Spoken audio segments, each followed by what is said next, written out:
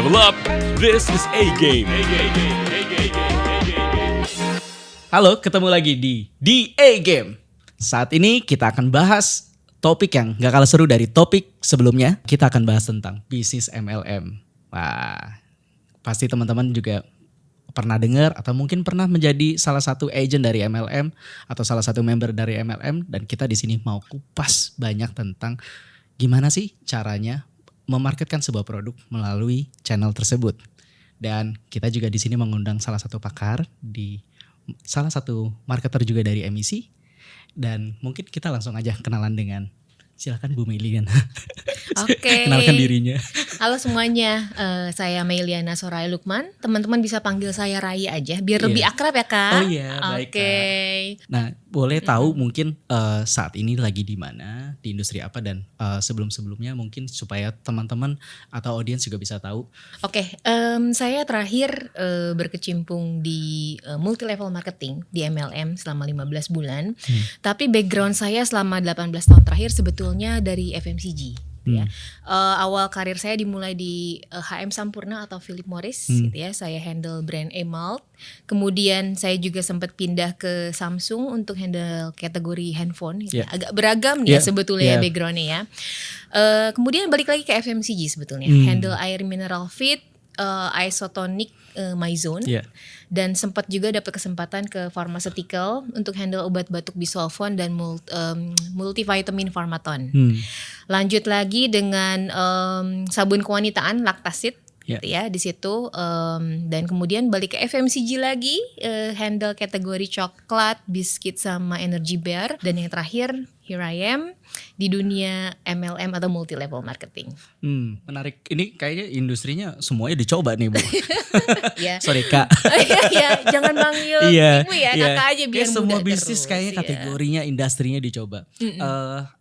Ada perbedaan gak sih yang mungkin dialamin sekarang? Mungkin dari yang dulu pernah dijalani di consumer goods sama mungkin yang terakhir saat ini recently di multi level marketing channel, seperti apa sih perbedaannya? Basically yang namanya ilmu marketing itu sebetulnya mirip ya. Dari zaman ke zaman, dari waktu ke waktu, basic ilmunya tuh sama aja. Tapi memang perkembangannya dari waktu ke waktu harus dipantau terus nih. Apa yang relevan mungkin 10 tahun yang lalu versus sekarang itu bisa jadi sudah berubah banyak. Gitu ya. Dan emang buktinya memang sudah berubah banyak sih gitu. Kalau misalkan kakak tanya, Kak Marcel ya, Kak Marcel tanya mengenai bedanya MLM versus consumer good ataupun pharmaceutical, saya rasa bedanya di perbedaan utamanya di channelnya. Gitu. Karena di multi level marketing pun kita masih menganalisa, ya kalau marketing pasti 6P lah ya, balik lagi ya betul. Gitu ya. 6P-nya kita harus tetap kuat banget. Tapi perbedaannya kalau di multi level kita harus benar-benar pahami model bisnisnya dan apa yang menjadi driver orang pengen join ke dalam dunia MLM ini. Gitu sebetulnya. Oke. Nah, kalau melihat dari channel tersebut ya, kenapa produk yang saat ini Ibu pegang percaya bahwa kayaknya ini channel yang tepat nih untuk melalui MLM? Instead kita kenapa nggak pakai jalur reguler, jual di online atau mungkin berpromosinya juga dengan media yang konvensional gitu ya?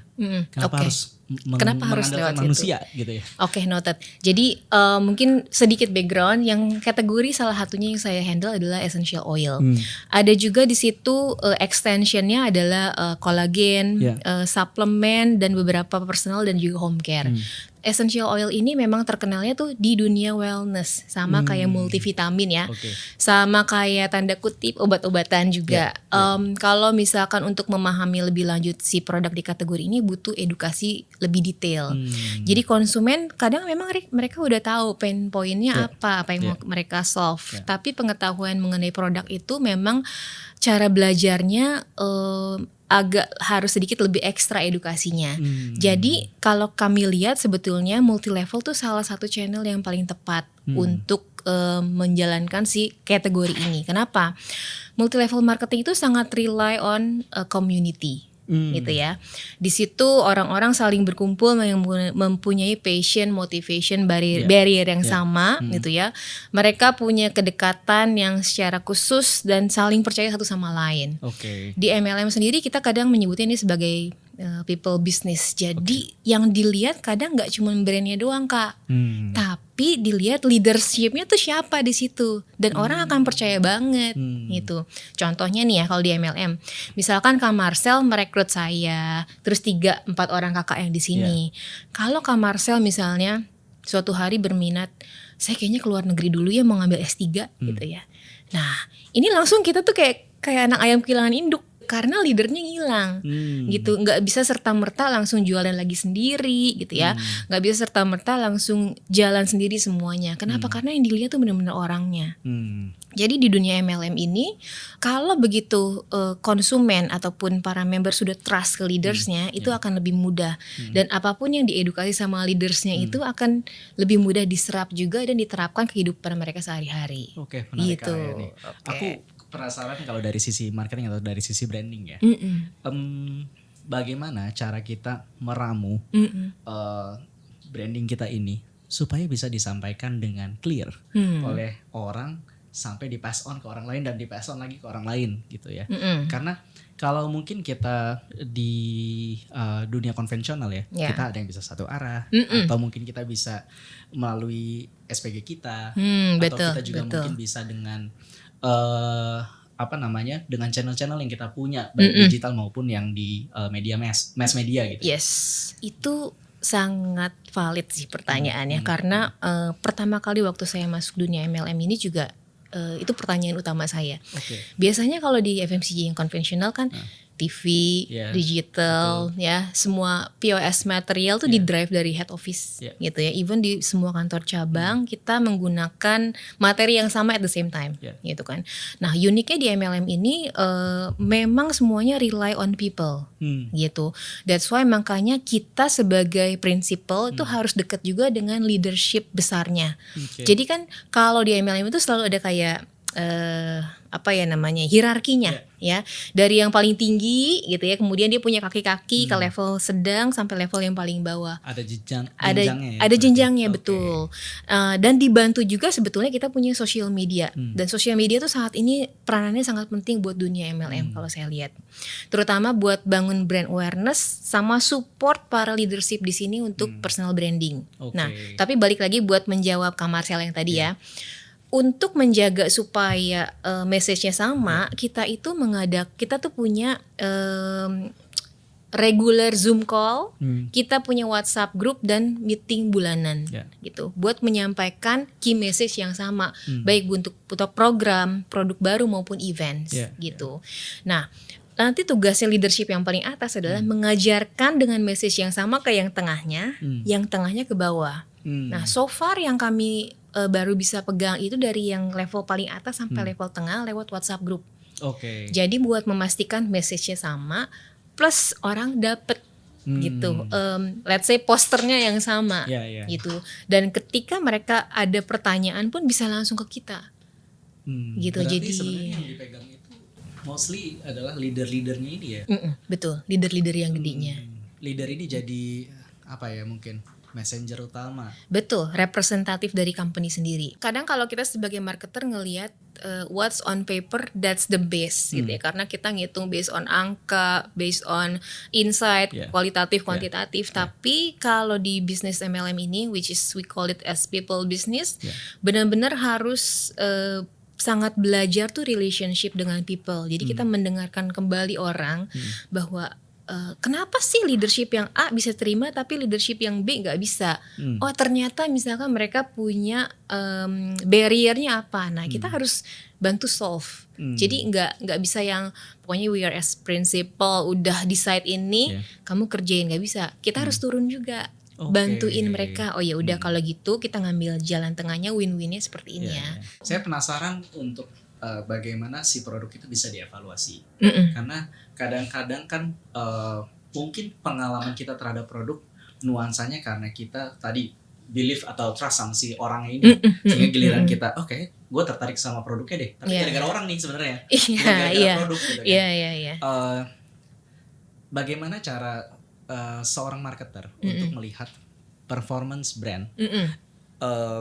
Saya nggak tahu ya. Tadi kan dibilang 6P dan mungkin people ini lebih kental gitu, tapi produk itself kan sebenarnya juga punya pengaruh gitu. Yes, nah betul. Gimana caranya marketer memilah gitu ya. Oke.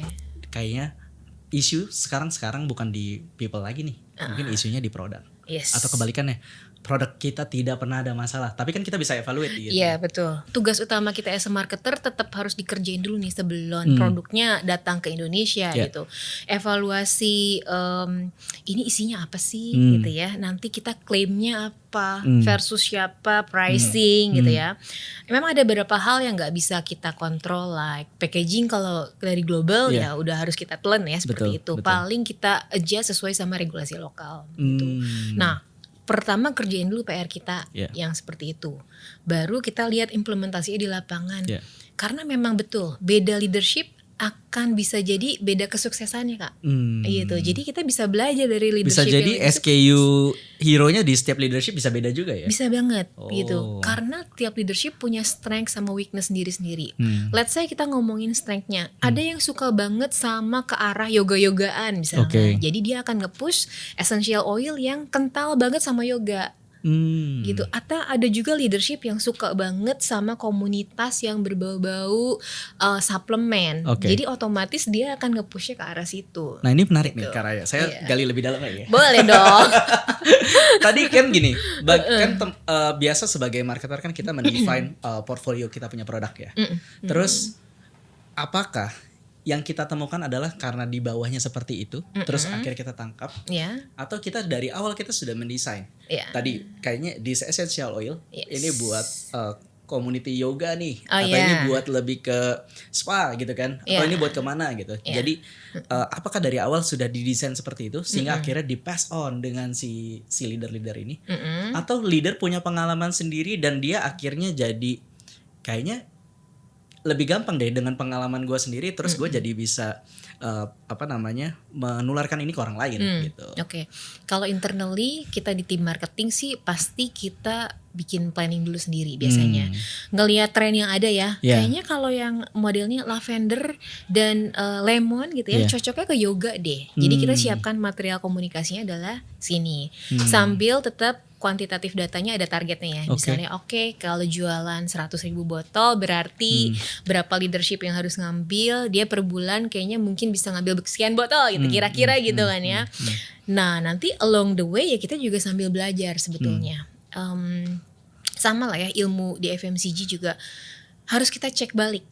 Ketika sudah terimplementasi di lapangan, kita harus cek penerimaan di marketnya dan di membernya tuh seperti apa sih? Kenapa sih ada deviasi antara planning awal sama resultnya gitu ya? Kalau ada deviasinya positif, misalkan targetnya malah achieve, that's good. Tapi kan yang selalu dipertanyakan, kalau ternyata nggak achieve nih targetnya, nah kita harus gali lebih dalam biasanya Kak. Gitu. Kalau bagaimana melihat keberhasilan sebuah produk ya? Karena kalau melihat mungkin di consumer goods, kelihatan nih secara tren dia makin lama makin naik, drivernya ada nih, mungkin number of outlets atau mungkin number of drop size-nya kelihatan, berarti kan demand-nya bertambah nih.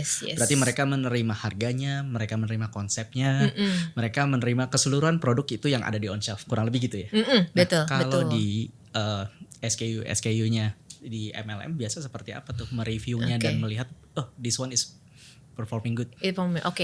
Kalau misalkan saya boleh cerita balik sedikit, kategorinya kan ada essential oil, kemudian ada kayak minuman suplemen, kolagen. Nah, melihat dari behavior konsumennya itu, frekuensi pemakaian sama pembeliannya agak beda nih. Kalau kolagen sama suplemen cenderung diminum setiap hari, gitu. Tapi kalau essential oil ternyata dipakai setiap hari, tapi pembeliannya itu paling 3-4 bulan sekali Kak. Karena gitu. Life cycle-nya. Karena life cycle-nya betul gitu. Jadi dengan yang 15 ml itu saya paling dengan pemakaian saya setiap hari pun paling saya beli 3 bulan sekali gitu. Memang sangat ekonomis sebetulnya jadinya. Nah itu kan akan berpengaruh ke para seller kita dan member kita bahwa jadinya kok essential oil lebih jarang muternya ya versus suplemen ataupun si kolagen. Nah kita bantu tuh bikinin program, bikinin promo supaya karena mereka juga punya target sales kan. Mereka punya target itu merekrut member baru dan juga mereka harus punya retain sales yang setiap bulan. Nah, bagaimana supaya dua-duanya itu bisa tercapai? Itu kita combine dengan insight dan promotion supaya mereka bisa tetap bergulir. Oke, berarti Gitu. matriks-matriksnya juga ada ya buat Ada. apa namanya leader-leader juga ya? Yes, betul. Ataukah terbuka juga untuk yang level-level bawahnya? Sama level bawah juga. Nah, Oh. salah satu key di multi level marketing itu adalah kita bilangnya duplication. Yeah. Jadi diharapkan leadership itu kan punya kaki. Ya. Kakinya juga someday hopefully naik jadi leaders baru. Betul. Gitu kan ya. Dia mendevelop lagi yang baru. Itu duplikasi lah ya, jadi kayak piramid bentuknya gitu. Hopefully di setiap level juga melakukan hal yang sama, bahwa dia bisa menganalisa bahwa oke, kalau grup community saya selama ini baru beli essential oil doang gitu. Kayaknya bisa deh saya masukin kolagen gitu ya. Gitu. Jadi kita juga ngajarin tuh mentorshipnya kita kasih, kemudian kayak beberapa data dari UNA, FGD juga kita kasih supaya mereka tuh terbuka gitu bahwa kamu tuh punya potensi loh di sini yang belum kamu coba gitu. Dan kalau misalkan kamu bisa achieve sales sekian, kamu bisa naik level jadi sekian, komisi dan bonus kamu jadi sekian gitu. Itu kan tadi berarti edukasi, komisi gitu ya. Apakah komisi itu menjadi bagian stimulus atau ada stimulus lain nggak supaya bukan hanya leadernya saja yang terpacu, tapi mungkin timnya di bawahnya juga terpacu, dan mungkin SKU yang jadi tadinya cuma hanya 1 atau 2 jenis, product mixnya mungkin lebih banyak. Gitu. Biasanya kita bikin challenge sih kalau di multi level. Mirip sih ya. FMCG juga kadang kita suka bikin kan ya, buat distributor ataupun buat sales internal gitu. Pertanyaan saya, namanya semangat orang kan mungkin beda-beda ya. Apalagi kalau di dunia MLM mendapatkan penolakan itu juga bukan sekali 2 kali kali ya, betul, sering betul. ya. Pertanyaan saya, yang brand lakukan apa untuk membuat si tim yang langsung berhadapan dengan konsumen, yang berhadapan dengan calon member baru, supaya mereka bisa keep up lagi. Mungkin selain komisi kali ya. Betul. Jadi kalau misalkan Kak Marcel pernah mengintip gitu ya Instagramnya dari brand yang saya handle itu, kita nggak cuma memberikan edukasi produk sebetulnya. Edukasi is one thing, tapi soft skill juga jadi salah satu pembekalan yang sangat penting ya. Padahal kalau kita lihat MLM itu adalah bisnis yang berupa investasi. Di multi level itu cenderung produknya perceived value-nya lebih tinggi gitu ya, karena kan akan bisa mendapatkan bonus dan komisi dengan penjualannya gitu ya, dan perlu edukasi lebih lanjut gitu. Jadi harus punya grit, resiliensi dan hati yang besar gitu ya. Buat edukasi dulu gitu. Kemudian nanti tunggu beberapa saat ketika konsumen akan merasa waktunya pas untuk beli, karena dia merasa pain point dia terjawab, atau mungkin uangnya baru ada gitu ya. Nah mereka akan come back to us gitu. Soft skill itu nggak cuma berupa cara menawarkan, cara negosiasi. Yes, sales pitch itu salah satu yang kita ajarin setiap bulan gitu ya dari sales team kita.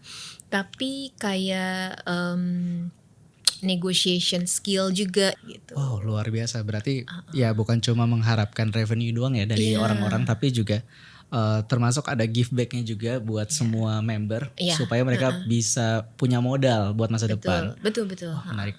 Ini saya mungkin ada tinggal beberapa pertanyaan terakhir ya Kak. Mungkin tadi juga teman-teman juga banyak yang bisa tanya nanti di komen ya. Pertanyaan saya adalah, mungkin melihat dari Indonesia dan global gitu ya. Apakah Indonesia itu termasuk market yang masih potensi untuk mungkin 5 tahun sampai 10 tahun ke depan? Dan kalau kita juga mau lihat global kayak apa sih Kak gitu. Apakah sama kayak Indonesia? Apakah malah Indonesia yang kayaknya yang masih sangat hijau nih gitu. Ya silakan Kak. Oke. Nah, kalau aku pernah baca insight gitu ya dari third party gitu ya. Kita ngelihat sebetulnya wellness industry ini ke depannya dan sekarang sedang berjalan, prediksi ke depannya juga masih akan positive growth terus gitu. Karena kesadaran orang untuk hidup sehat, terutama setelah periode COVID kemarin ya. Mencegah itu lebih baik daripada mengobati. Itu masih banget orang nempelin itu. Dan kakak juga mungkin bisa lihat ya, kayak orang lebih banyak rajin berolahraga, makan lebih sehat, lebih mindful gitu. Jadi it's already there sebetulnya. Nah kalau misalkan ngelihat soal wellness industry seperti itu, tapi kalau ngeliatin MLM, Well, knowing MLM ini kan base-nya benar-benar harus community yang kuat, Betul. gitu ya. Dan Indonesia itu adalah salah satu negara yang punya toleransi, gitu kan ya, gotong royong, Kolektif semangat, ya? kolektif itu gede banget. Hmm. I think potensinya masih gede sih. Dibandingin negara lain, ada nggak yang mirip-mirip Indonesia? Apa namanya mungkin potret Potretnya, bangsanya bangsanya. Oke, kalau karena kebetulan aku report ke VP yang handle APEC, yang paling deket dan mirip itu sebetulnya Malaysia. Gitu. Oke. Dan mereka juga mirip ya kayak kita ya. Mereka suka arisan kumpul-kumpul. Terus kedekatan dengan keluarganya tuh masih sangat erat gitu kan. Suka bergotong royong. Jadi I think it's already there. Jadi community itu menjadi salah satu kekayaannya gitu ya. Dan kedepannya saya rasa masih akan terus seperti Gitu ini ya? sih. Yes. Oke, thank you banget nih Kak. Ini seru banget ternyata insight-insightnya. Mungkin ada 1-2 patah kata buat teman-teman atau audiensi sana. Mungkin juga ada yang lagi join di salah satu membership MLM di mana gitu ya, kita nggak tahu. Atau mungkin lagi crafting produk, aduh channel gua apa ya gitu kan. Sehingga mereka juga bisa inspired nih dari mungkin pengalaman Kak Raya. Oke. Jadi sedikit tips mungkin ya teman-teman. Kalau finally teman-teman memilih untuk join dengan salah satu perusahaan multinasional, saya rasa yang nomor satu yang perlu dicek dulu adalah company sama produknya, gitu ya. Karena yang pasti company MLM yang baik adalah company yang comply, mengikuti semua proses regulasi yang ada di satu negara tertentu, gitu ya. Dia juga pasti memiliki struktur kompensasi, bonus, semua yang jelas dan terbuka gitu ya. Semua report-report data, pajak dan segala macamnya bisa dilihat. Ya. Terus produk-produknya udah pasti harus produk berkualitas dan didaftarkan sesuai sama regulasi. Karena pengalaman saya bertahun-tahun di consumer good dan pharmaceutical, BPOM kita tuh sangat kuat, ya, sangat ribet sebenarnya. Sangat comply juga mungkin ya. Yes, betul. Tapi itu tujuannya untuk menjaga masyarakat sendiri gitu. Jadi untuk company yang sudah sangat comply, aku pikir dia benar-benar berkomitmen berarti kasih produk yang terbaik. Nah, terus yang kedua, untuk multi level marketing cari komunitasnya yang positif dan bisa saling membangun, karena peran leadership di dalam komunitas itu sangat penting buat kebaikan si komunitas itu sendiri ataupun impact ke konsumen sekitarnya gitu. Dan yang ketiga benar-benar cari yang bisnisnya sudah bisnis syariah gitu ya, karena di Indonesia sudah banyak juga MLM yang sudah sangat comply dan menjalankan sesuai dengan persyaratan syariah yang ditetapkan oleh MUI. Gitu. Saya pikir itu adalah 3 hal yang harus diperhatikan. Itu sih. buat yang mungkin saat ini lagi masuk ke dunia itu ya. Begitu. Nah, kalau misalnya untuk business owner atau product owner gimana nih Kak? Business owner, challengingnya untuk di dunia MLM ini kan memang people management ya, gitu. Saya pikir salah satu kata kuncinya adalah resiliency dan grit, gitu. Buat saya yang masih dibilang baru di dunia sini juga, saya masih belajar terus sih. Dan saya yakin belajar soal people itu kayaknya kayak belajar soal hidup ya. We have to really understand kenapa sih orang melakukan hal A, hal B itu pasti selalu ada reasonnya. Berat tapi itu bisa dipetik nanti di kemudian hari. Wah, gitu. Thank you banget nih Kak Raya. Menarik. Gue bijak banget sih. Iya, bijak sini ya. Karena cewek ya. Oke, thank you banget nih Kak Raya buat waktunya. Tadi udah bagi-bagi insight buat kita. Gimana caranya riding the business dengan channel MLM. Kalau buat saya tadi insightnya cukup kuat dan mungkin jangan kapok kalau misalnya kita nanti tanya-tanya lagi nih ya. Boleh, silahkan dengan senang hati Kak. Audiens kita bakal mungkin tanya-tanya di komen. Silahkan dengan senang hati semuanya. Kalau gitu kita tutup aja. Seperti yang tadi kita tahu, bisnis MLM memang bukan model yang sempurna, tapi juga bukan sesuatu yang kita bisa tolak mentah-mentah. Kita juga mesti tahu karakteristik produk kita. Kita harus pakai channel yang mana supaya kita bisa bangun bisnis kita dengan baik dan kita bisa bangun brand kita dengan baik. Dan kuncinya ada bagaimana kita mengenal produk kita dengan baik, menentukan message yang bisa kita sampaikan dan diduplikasi oleh setiap member yang ada, bahkan bisa sampai generasi ke generasi. termasuk bagaimana membangun komunitas yang kuat dan juga bisa membangun satu sama lain. Dan terima kasih sudah mendengarkan episode kali ini. Sampai ketemu di obrolan menarik berikutnya. Level up. This is A Game.